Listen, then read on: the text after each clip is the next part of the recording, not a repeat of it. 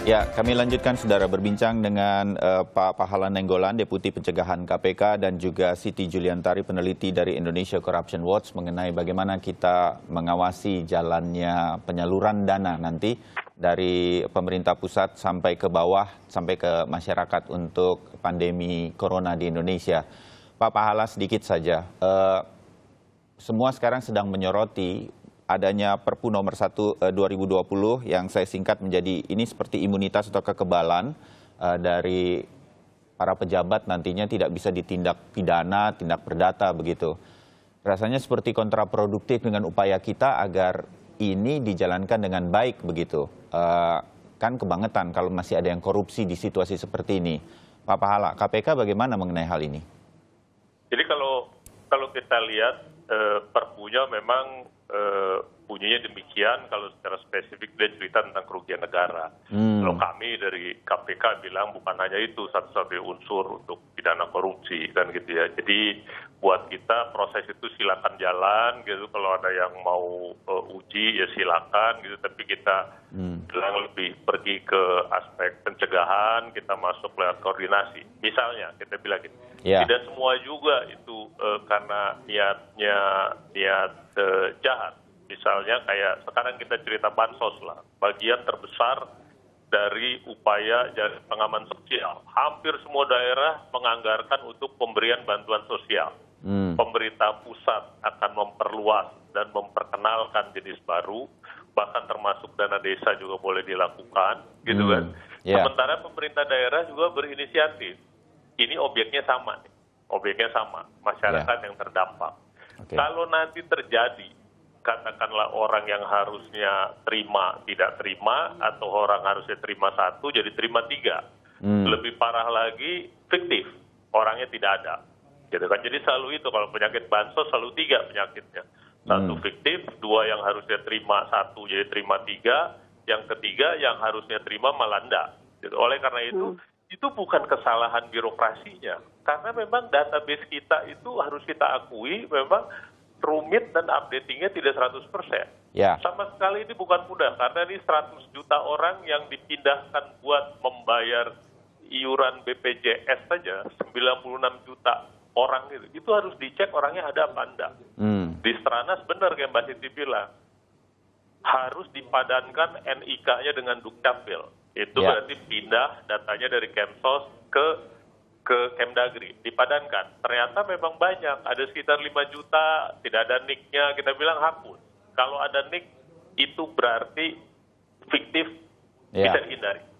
Tapi kalau yang tepat apa enggak, ini orang miskin apa enggak, gitu kan. Nah ini yang jadi masalah, kita bilang kalau salah penyalurannya, jadi tidak bisa juga dia bilang kerugian negara ini langsung dipidanakan gitu. Saya nggak melihat segitu. Jadi menurut saya jangan khawatir birokrasi di daerah bahwa ada masalah-masalah database, ada DTKS yang kita dorong jadi rujukan gitu. Sekali lagi sepanjang transparan dan koordinasinya berjalan, kita pikir kok kita bisa ini, kecuali yang niat jahat. Kecuali niat jahat. Dan kalaupun Perpu ini tetap berjalan, uji materinya gagal lah sebut saya begitu, KPK akan tetap melihat banyak aspek dan kalau terjadi unsur korupsi itu akan tetap bisa dipidana. Begitu ya Pak Pahala ya? Pasti Pak, karena kan regulasi yang ada sekarang tetap bisa gitu. Oke, Mbak Siti, berkaitan dengan apa yang kemudian disebut oleh pemerintah ada Perpu nomor 1 2020 ini. Gini, yang mesti dilihat di Perpu ini, kalau kita lihat di pasal 27 ya, sebenarnya kan bukan hanya kerugian negara. Jadi kalau di ayat 1-nya tuh dijelasin bahwa segala biaya itu tidak bisa dihitung kerugian negara. Yang kedua, orangnya yang menjalankan itu tidak bisa ditindak pidana atau perdata. Dan ketiga itu keputusannya, bentuknya baik kebijakan atau aturan gitu. Jadi kalau di sini kita lihat memang jadi kontraproduktif gitu ya. Karena kalau dilihat, kalau seandainya di kebijakan yang salah, kita tahu proses pembuatan kebijakan nggak selalu kemudian mulus. Kita temuin beberapa kali kebijakan yang dibuat itu menguntungkan salah satu pihak gitu. Nah akhirnya kebijakan-kebijakan yang nggak sesuai ini, akhirnya nggak bisa juga digugat gitu. Karena memang tidak diperbolehkan untuk dipidana atau diperdata gitu kan. Jadi nggak bisa digugat ke PT UN mungkin gitu.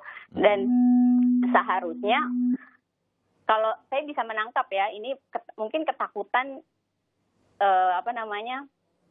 akhirnya pemerintah daerah tidak membelanjakan karena takut korupsi dan lain-lain. Tapi kalau kita balik lagi, sebenarnya kenapa sih takut korupsi gitu? Kalau seandainya prosesnya benar, mereka mau buka datanya, mau informasi, harusnya nggak ada yang ditakutin gitu. Takut itu seringkali kan karena mungkin ada main-main gitu di balik itu semua gitu. Karena kalau prosesnya terbuka, kalau sekarang kita lihat misalnya pemerintah udah dapat 405 triliunan, kemudian dana untuk kesehatannya deh salah satunya gitu ya. Untuk yang paling penting APD dan lain-lain, uangnya kemana aja sih? Sampai sekarang juga belum bisa pemerintah ngasih data yang mungkin lebih rinci gitu ya, yang taruh di website aja kayak tadi usulannya Pak Pahala, uangnya dibeliin apa aja sih? Udah didistribusiin kemana aja sih? Nah ini juga masyarakat sampai sekarang juga ya mungkin baca hanya sepotong-sepotong dari berita yang disampaikan oleh pemerintah gitu. Oke, ya bisa dimengerti. Tapi saya mengambil ada benang merahnya nih dari ICW dan juga KPK bahwa kalau memang benar tidak usah takut. Kalaupun ada sedikit penyimpangan, KPK melihatnya memang itu harus terjadi dalam keadaan darurat sekalipun, kalau itu bisa dijelaskan kondisinya, juga tidak apa-apa dalam situasi darurat. Mudah-mudahan ini menjadi motivasi bagi para pejabat kita sampai ke daerah nanti untuk bisa menyalurkan bantuan ini. Jangan terlalu khawatir, karena ada kecepatan yang juga dibutuhkan untuk sampai ke daerah. Saya sedikit ya Pak Pahala dan Mbak Siti agak sedikit mengkonkretkan begitu. Berkaca pada RT RW saya begitu yang sekarang sudah dengar melalui media akan ada dana bantuan kepada sampai ke kelurahan dan kemudian RT RW dari Pemprov DKI misalnya. Nah, itu mereka ingin tanya sebetulnya. Jadi mungkin bisa juga spesifik bantuannya seperti apa begitu. Kalau ada beras di dalamnya, di dalam boxnya begitu, ada minyak gorengnya berapa, sehingga jumlahnya ada berapa jelas dan ada uang tunainya. Saya sebut saja misalnya Rp200.000 per orang. Nah ini bisa juga diturunkan dari atas sehingga semua tahu, Pak RT RW tahu, warga yang mau menerima tahu, jadi bisa saling cross check. Nah hal semacam ini bisa nggak terjadi Pak Pahala? Karena Anda kan juga mendampingi sampai ke daerah, misalnya Pemprov DKI begitu, KPK terutama dalam hal ini, Pak Pahala. Kita bilang inilah bagian dari kontribusi KPK ke situasi yang terjadi sekarang. 3 hari belakangan ini kita rapat intensif gitu dengan Kemsos, dengan Pemda DKI. Poinnya persis yang Mas Bayu bilang. Bahwa ini ada inisiatif Pemda, tentu kita hargai. Tapi ada juga kan dari pemerintah pusat yang selama ini udah jalan, kayak Keluarga Harapan, bantuan pangan non tunai yang dulu kita bilang raskin atau rastra gitu. Jadi mohon semua data itu kalau dikumpulkan lagi dari RT RW, kita minta keras ke Pemda, tolong dipadankan dengan data yang ada di Kemsos. Bukan berarti kalau nggak ada datanya jangan dikasih, bukan. Jadi Kemsos itu udah mengcover keluarga yang mengalami masalah kesejahteraan sosial. Kalau dia datanya ada di situ, bukan dilarang dia nerima 2 atau 3. Dia boleh dapat Keluarga Harapan, boleh keluarga Rasid, boleh juga Pemda punya ini, silakan saja. Tapi kita ingin ada koordinasi data yang kuat. Nah ini benar, ini real di lapangan. Pertama kita dorong pemadanan data dengan Kementerian Sosial di seluruh Indonesia, belajar dari DKI karena ini jumlahnya besar, dan kita udah dengar banyak Pemda akan kasih bansos dalam. Yang kedua, kalau boleh jangan tunai. Karena 5 tahun udah berjalan nih pemerintah pusat, Keluarga Harapan ini ke bank bisa kok. Syaratnya Bang benar harus ada NIK. Kalau nggak ada gimana? Ya oke lah, kalau yang sekarang Anda ke kantor pos dulu bolehlah sambil dicek NIK-nya. Gitu. Tapi kita sangat tidak menganjurkan tunai, gitu ya. Apalagi diberikan langsung uang ya gitu. Jadi harus ke bank untuk meyakinkan orangnya ada. Yang ketiga, yang kita bilang bahwa benar Pemda juga harus terbuka dana realokasi APBD untuk jaring pengaman sosial, bansos itu berapa, mau diberi dalam bentuk apa, berapa jumlah yang mereka bisa, kan mereka juga nggak bisa cover semua, gitu ya. Nah itu yang kita dorong sekarang ke pemerintah daerah DKI gitu, berikutnya ke Jawa Barat, dan kita pikir model ini akan kita dorong ke seluruh pemerintah daerah. Tapi kita setuju, poinnya transparansi ini jangan juga gara-gara perpu lantas dibilang mereka bisa seenaknya, nggak juga. Tapi Oke. kalau takut gara-gara aturan, ini orang nggak ada NIK-nya. Saya tahu dia miskin nih. Di sebelah rumah saya beneran nih gitu kan. Boleh Iya. dikasih nggak?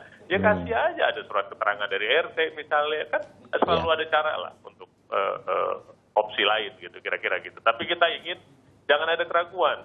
Karena ini kita balapan dengan waktu gitu Betul. ya. Bahwa koordinasi antar Pemda dengan Kementerian Sosial dalam pendataan itu yang kita dorong sekarang dan dengan seluruh Pemda. Ya, baik. Bagian akhir mungkin, Mbak Siti, dengan saya cukup optimis nih dengan jawaban-jawaban Pak Pahala begitu. Tapi bagaimana Mbak Siti dan teman-teman di ICW misalnya melihat, mungkin mewakili publik juga yang selama ini terus mengawasi jalannya pembagian bantuan seperti ini kan, selalu aja ada oknum-oknum yang entahlah begitu apa di dalam hati dan pikirannya gitu. Bagaimana kemudian ini semua bisa membangkitkan optimisme bahwa ini kalaupun ada penyelewengan bisa kita minimalisir, Mbak Siti? Iya, di dalam situasi bencana ini kan memang segala sesuatunya harus cepat ya. Ya.